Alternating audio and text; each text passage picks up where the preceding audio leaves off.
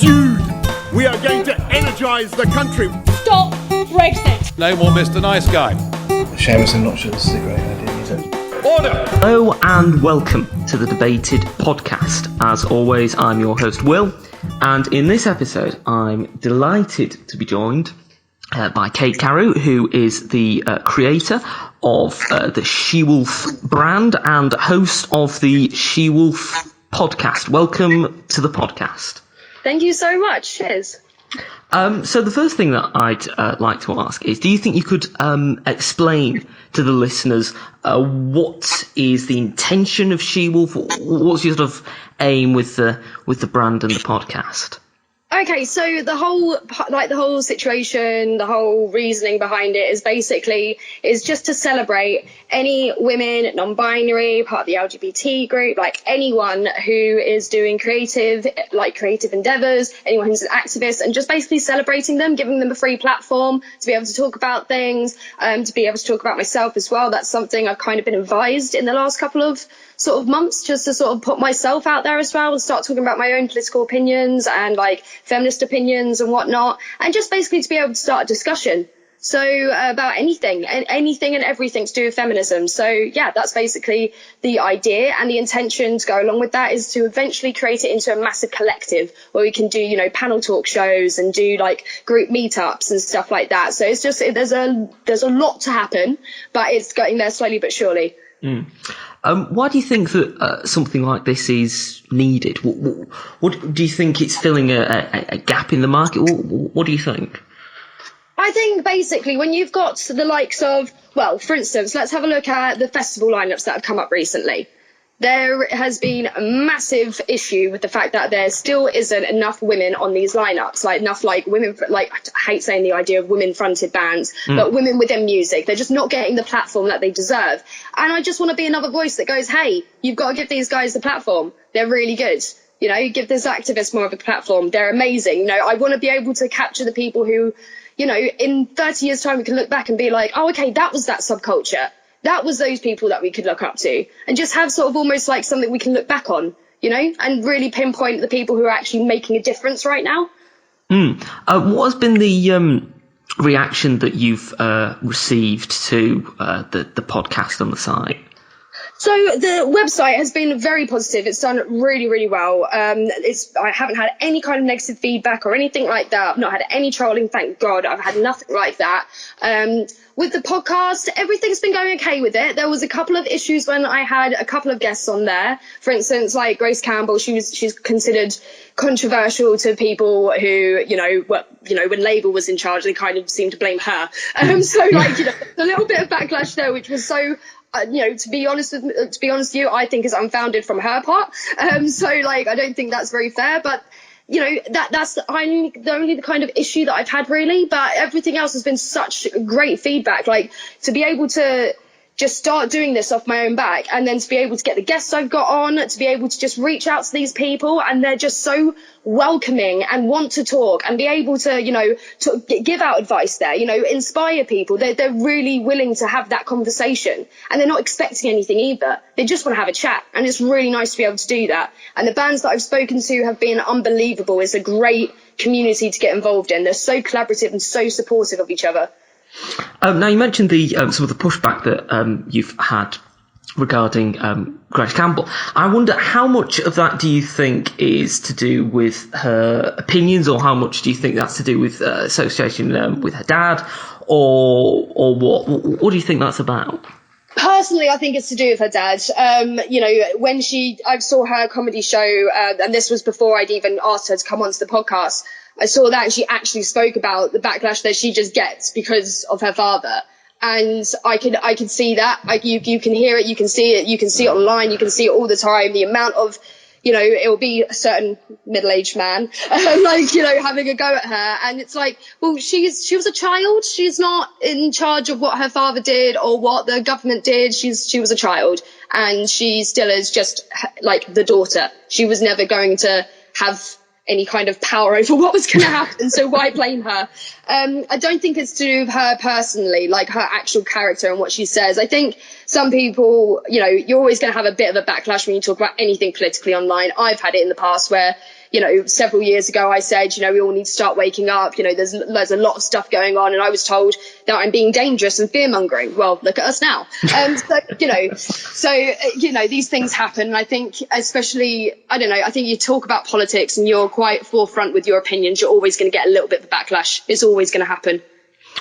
Do you think that the fact that so many people have backlash against her because of her father demonstrates that there is still a problem in society in associating women with a male figure in their life, like in her case, a father, or with other people, boyfriend absolutely. or husband? Or Yes, absolutely. I mean, you could even see recently, like, as ridiculous as Kevin Clifton quitting Strictly, and Stacey Dooley getting the backlash for it. You know, Meghan Markle getting the backlash for what she's done. It's so prevalent, it's so obvious, and it's so ridiculous, you know?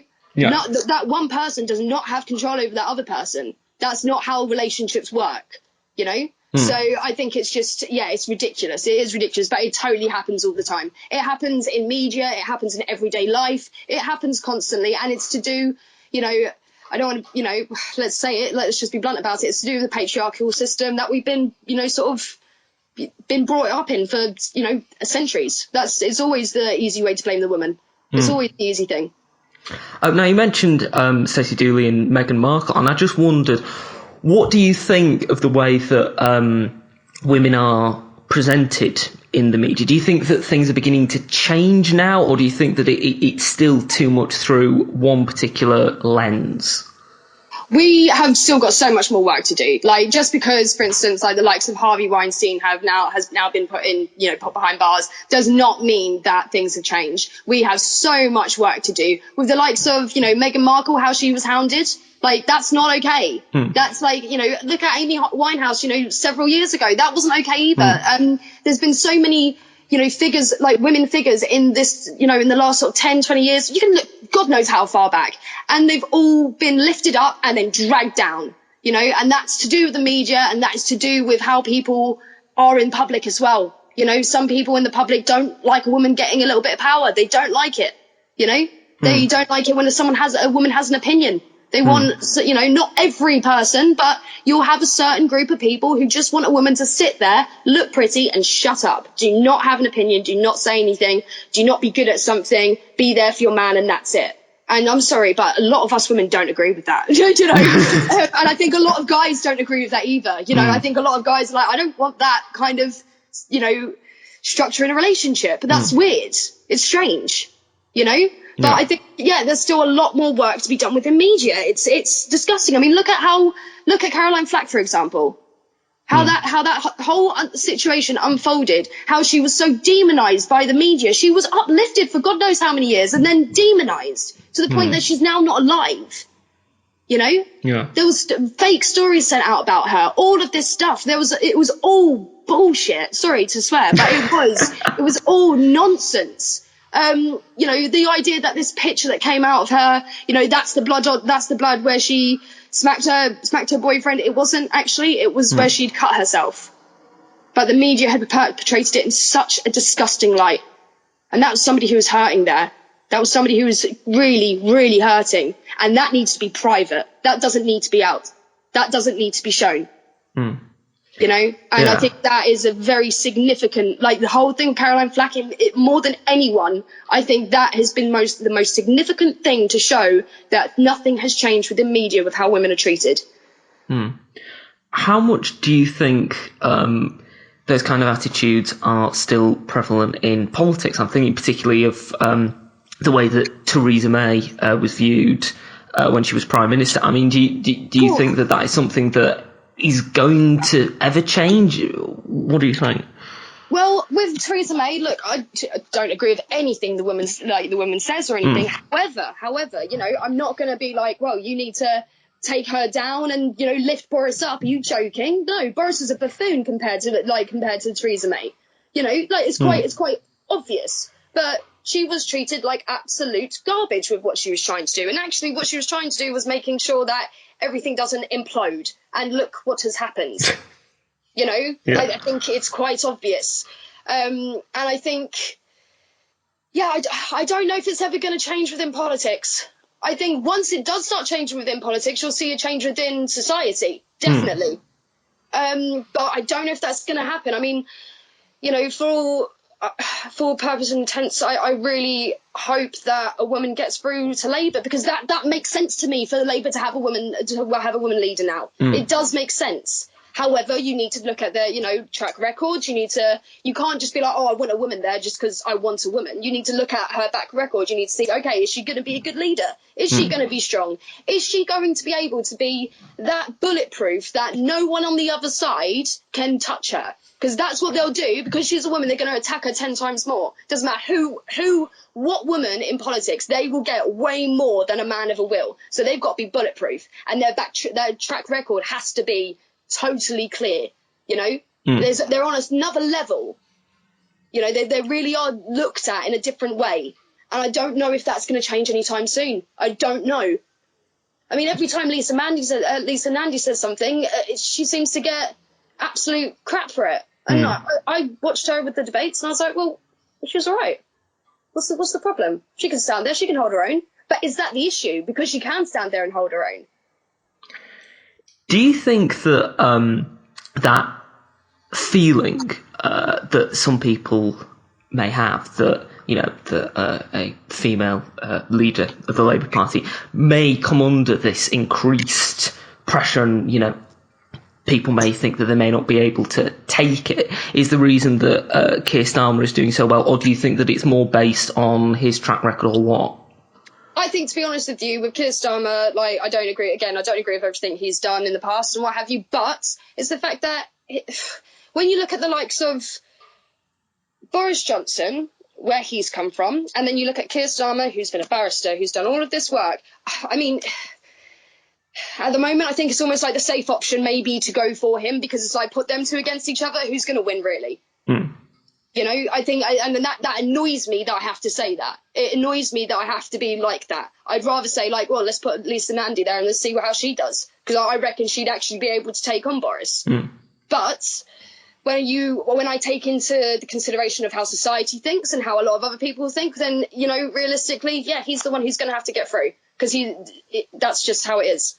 And it annoys me that that's just how it is. It annoys me that I have to say that, but that's just the case. Do you think that there is perhaps an issue on the left of politics in ensuring women become leaders? I mean, Hillary Clinton, during her race to become the Democratic nominee for president, underwent a lot of difficulties, and we've seen within the Labour Party, not just in this leadership election, but the leadership election in 2015 with Yvette Cooper and Liz Kendall, that they were perceived poorly in some ways by Labour members. Do you think this is a particular issue to do with the left, or it's just a societal one? I've actually discussed this with Grace before. I do think it might be an issue with the left. I do think it is. I think they want to be progressive, but they don't want to be that progressive just yet. Like, you know, and that kind of annoys me a little bit, because I'm like, guys, like, look at other countries, look at Denmark, places like that, you know, look at New Zealand, you know, there is proof in the pudding that shows that this might work. And if you just have a woman there who has very good policies, a very good back track record, then you'll be fine. That's actually what it is. You just need someone who's a bit of a pit bull, who's going to be able to handle it, you know? And I think when you look at Hillary Clinton, there was too much in the background to pick at. And so, of course, the right wing are going to be like, right, okay, bang, bang, bang, let's do this. You know, let's pick her apart. They can do that. You can pick somebody apart. I think when it comes to the left, if you're going to get a woman in now, you're going to have somebody who's new, who's got no bad back track record, and who has done nothing but good. You're going to have someone who's totally clear, because otherwise all there is going to be attack. That is what's going to happen. Look at Jeremy Corbyn. Jeremy Corbyn's a man, and look what happened. Don't get me wrong, there are issues there. But in the first instance, when he was doing well, he still got crap. So that's what you've got to think about, how it's going to be dealt with on the other side just as well as it is with Labour, you know, on the left, you know? Yeah. Just turning to the current Democratic race to be president. The two final candidates are, as have been described quite a bit, two old white men who were born within a year of one another in a similar part, not too far away, in the US. How do you feel about that? Well, look, what I've got to say is I'm sad that Elizabeth didn't get through as much as she could have. I'm annoyed that she hasn't also endorsed somebody just yet. I think she should. I think that's something that she should do. But I am annoyed. Yeah, of course I'm a little bit annoyed. However, that's just how it's gone, and you have to deal with the facts at hand. You need to deal with what's happening in front of you. You can't keep sitting there and be like, damn it. Like, you've just got to be like, right, okay, the next time. And like, I'm just hoping when AOC can go for it, you go, girl, you bloody go for it, because I'll be, if I'm in America by then, I'll be voting for you. Like, if I can get someone to vote for her, go. Like, because you've got to look at maybe what's going to happen in sort of 10 years' time. Don't get me wrong, it's frustrating, but I'm trying to also look at, okay, like, what's going to happen in 10 years' time? Because we're going through a lot of changes right now, and we're almost being forced to go through changes with what's happening at the moment. So politically, things are going to have to change. And I think that's when you're going to see the likes of AOC and people like that come through and actually be able to hold that mantle and hold it properly and be like, right, this is how you run a country. I'm hoping that's what will happen in sort of 10 years' time, 5-10 years. Right now, I think if America wants to actually get Trump out, you've got to go for Bernie. I think if you go for Biden, you're going to be... It's just the same old again. Nothing's going to change. And I think young Americans want change. I think you need to give it to them, because they're the ones who are going to be, in charge of the country in 10 years' time. Give them the chance.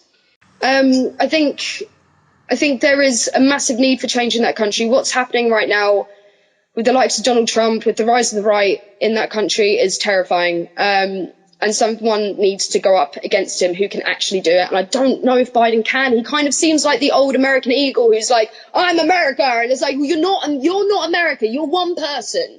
Okay? I think he gets a little bit over himself a little bit. But at the same time, when you look at Bernie's got great policies. But I do honestly want to see, like, okay, how exactly are you going to be able to do this? Because, again, if you go up there against Trump, he's going to attack you for that. So, again, you need to be bulletproof. I don't see either of them being bulletproof, and that's actually what worries me. Just to turn to a broader issue, how would you define feminism and the particular type of feminism that you believe in? The type of feminism I believe in is a feminism that believes in absolute equality for everyone.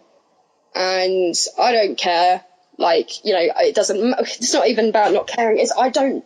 It doesn't matter who you are. You should have equal rights. It's as simple as that. That's my feminism. Like, I want everyone to be included in it. I hate this whole idea of TERFs. Like, who the sorry, but excuse my language, but who are you? Who are you to say that trans people aren't allowed to have rights? How dare you? How dare you? That is not the feminism I follow. I've even got problems with how the suffragettes did things. I watched a documentary the other day from Lucy Wellesley, great documentary on BBC at the moment, just called Suffragettes. And at the end of it, they actually tell what happened to those women afterwards. A couple of them joined the fascist union, the 1930s. One of them became one of their head women, one of Oswald Mosley's right-hand women. That's disgusting. That horrifies me. So my feminism is the whole idea of everyone's included. There's no discrimination. There's no anything. You're not allowed to judge somebody for the colour of their skin or their religion or who they want to be. You're not allowed to do that. So it's about absolute equality for everyone and no judgment. Why do you think that certain people push back against feminism? You see it on Twitter a lot. People certain people complaining about it. I mean, where do you think that comes from? I think it's an age-old thing of, people wanted women to keep their mouths shut and not have an opinion. I think that's part of it. But I think it's also a part of, there's this whole idea of being like a radical feminist. And it's like, well, I don't think I'm that radical just to make sure that everyone's okay. I don't think I'm that radical to make sure that, just to want equality for everyone. That's not radical. If that's being radical, that's a That says a lot more about you than it does about me. You know? I think you do have some women who go to the extreme about things, like, you know, again, TERFs, for example, like, what? You know. And I think, yeah, I've always been puzzled by this whole feminism thing. Don't get me wrong, I've always had arguments with people about it, debates. I had one guy say to me at university once, you know, well, what's the point of feminism? And I was like, well, when you've got women who are being raped in India on buses, then I think feminism's needed. And the guy just looked at me like, what? And I was like, yeah, that's what's going on in India right now. Have you not read the news? Like, this was, you know, years back. I was like, have you not read? Like, there's women being gang raped on buses. So you think feminism isn't needed then? Because feminism is the idea that women come together and we look after each other and we look after anyone and everyone around us. That's the whole point. I know that's almost like a patriarchy thing of, you know, oh, women have to look after people. But actually, for me, I want to make sure that I can be that voice. If somebody can't talk, I'll be that voice if I can. I'll raise awareness if they can't raise awareness. Why not? That's what we're here to do. We're meant to be looking after each other. It's not me as a woman looking after you. We're meant to be looking after each other, and I just want to perpetuate that. I know that you also work as an artist, and I just wondered, how much do you think politics influences your art? Always has. I actually was originally influenced by photography, and more so influenced by the photography of, you know, like 1960s civil rights movements, all the protests, everything like that during the 60s, 1968 in Paris, everything, all of that time really inspired me to be able to use art as a form of protest. Whether that is painting a naked woman, to me, that is a form of protest. But I'm a woman and I'm painting her, and you don't usually see that in museums. You don't usually, you know, that's an age-old thing. You know, so that's me doing that age-old little fight. I will paint a naked woman if I want to. That is my form of protest. I will, you know, for instance, when I was at college, I did a piece on Nina Simone's Strange Fruit, and I did a portrait of what Strange Fruit is about. And I had people so angry with me because they were like, you know, this is disgusting, and I was like, well, this is what happens. And I'm just reminding you of that. I'm reminding you of something that you might not want to think about, but it happens. And I want to remind you that if we don't start looking after each other, if we don't start treating each other nicely, that's what will happen if the right wing get their So, I've always used it as a way to maybe shock people in a way, but I actually want to do it to remind people. You know, remember, because, yeah, I'm not trying to fearmonger. I'm just trying to make sure that people remember where we've come from and what we need to do moving forward if we want to actually evolve as human beings. Speaking of that, where do you think that we need to go moving forward? What sort of changes would you like to see in the next 10 years? I'd like to see the idea of the alt-right completely disintegrated, if you want my honest opinion. Being Jewish, I find it quite scary. It worries me because when you see the likes of Trump in power, it makes me wonder if he's ever going to leave. All of this stuff worries me as a Jewish person, and it worries me also to see my Muslim brothers and sisters being treated the way they are. It terrifies me. I've been taught about the stories since I was 9 years of age, what happened to my family. I don't ever want to see that again. And I am starting to see it again. And it scares me. And I will do everything I possibly can to fight against it. I will always do what I want. I will always stand up for myself, and I'll stand up for those around me. But that's what I want to see. I want that eradicated. I want women to have more rights and more protection over their reproductive rights in America. I want to make sure that they're looked after. I want to make sure that food banks are gone. I want to make sure that, you know, no kids are having to go to school hungry. I want there to be a change in thought and empathy to sort of be more of a ruling thought than money. I want there just to be a change of perspective a little bit, because I think with what's happening with coronavirus at the moment, I think we're kind of understanding that money is almost a bit of a failure. Capitalism is almost a bit of a failure when you've got people panicking as much as they are, and when you've got people having to go into lockdown. So maybe this is a chance, maybe this is an opportunity to try things out and see if it works, and just try and change the thought process a little bit. Because we've gone into dangerous times. When you do have, I don't know, a bunch of uni students in America walking around with like pitchforks and like, flames going, death to Jews and stuff like that. I'm like, oh, we're here again, are we? Okay, let me get myself geared up if we have to do this, and I don't want to do that. So like, what are we gonna do? That shouldn't be allowed. So what the hell happens? Why aren't people remembering the Second World War? Why are people now denying what happened in the Second World War? How have we got to that point? So I want all of that to stop. I want all of us to wake up a little bit. I don't, not this whole idea of woke. I want us to wake up from the nonsense that's going on. Because there's no need for any of this. There's no need for white people to be like, oh, we're getting taken over. No, you're not. This is just called breeding. This has been going on for a long time. I've got quite a lot of going on in my family. I've got my dad who's Turkish, my mum who's French. I don't care. It doesn't matter. Just these people need to kind of get over themselves and trying to wake up a little bit. Because we don't need to be like this. We really don't. You mentioned the coronavirus there, and I just wondered what are your thoughts on how the government has handled it? Well, you saw my tweets this morning.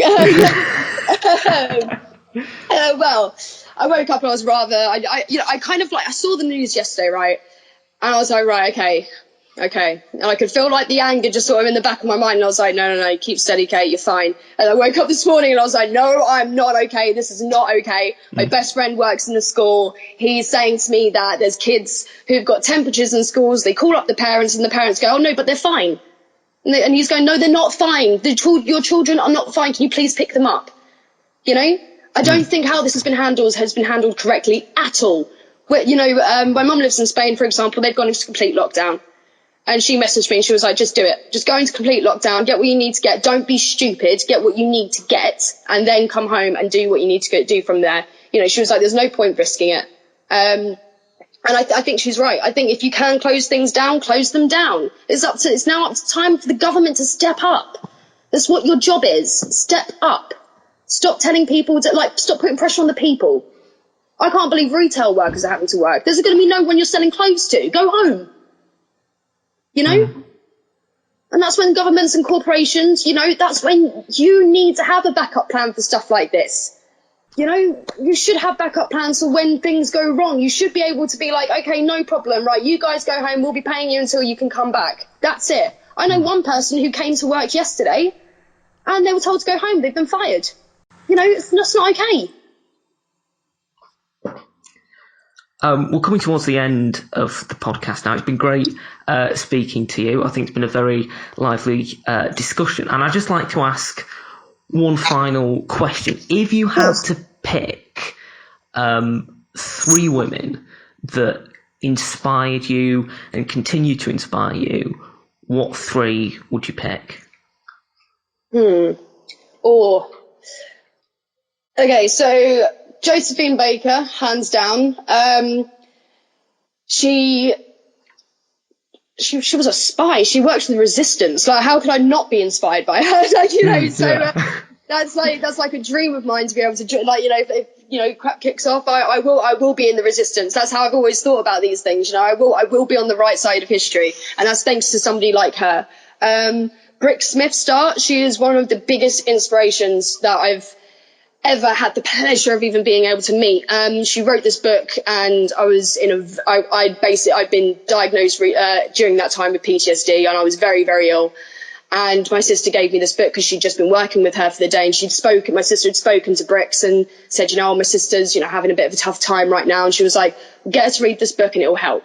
And it did. It literally lifted me, and I got the pleasure of being able to speak to her, and even coming out of that conversation, I was just blown away. That she's like the fairy godmother I should have had, kind of thing. She's amazing. And then, just from when I was a kid, Debbie Harry, she taught me just to be all right. Just do what you want to do. I always had that bit of a punk spirit, and that's because of the likes of her. She kind of taught me. I didn't have, a lot of women around me. So, I had to look up to sort of musicians and stuff like that, as you do, So, Debbie Harry sort of just taught me to, put that leather jacket on, put those jeans on, look cool and just go for it. Don't worry about anything. Put yourself out there and see what happens and do it with utter confidence. Even if you don't have the confidence, just go for it. You know, fake it till you make it, that kind of thing. Just as long as you look all right, go for it. Like, that's that kind of thing. And that kind of helped me growing up as a kid. I didn't have that much confidence. So having that armour of, the leather jacket, the Converses, the skinny jeans, like, I'll never forget that, because that helped me. So, yeah, definitely. Well, those are three women that I think I would certainly agree are incredible, inspirational women. And I think our listeners would agree as well. Thank you once again for coming on the podcast. No problem, Will. Thank you so much. Thank you for listening to the podcast. Don't forget that you can subscribe on iTunes, Spotify, Podbean, or YouTube. You can follow us at Debated Podcast on Twitter, like us, Debated Podcast on Facebook. And if you want to email us, either about appearing or making a comment or reaction to the episode you've heard or any other episodes, then email us thedebatedpodcast@gmail.com. Thank you for listening. I hope you listen to the next one.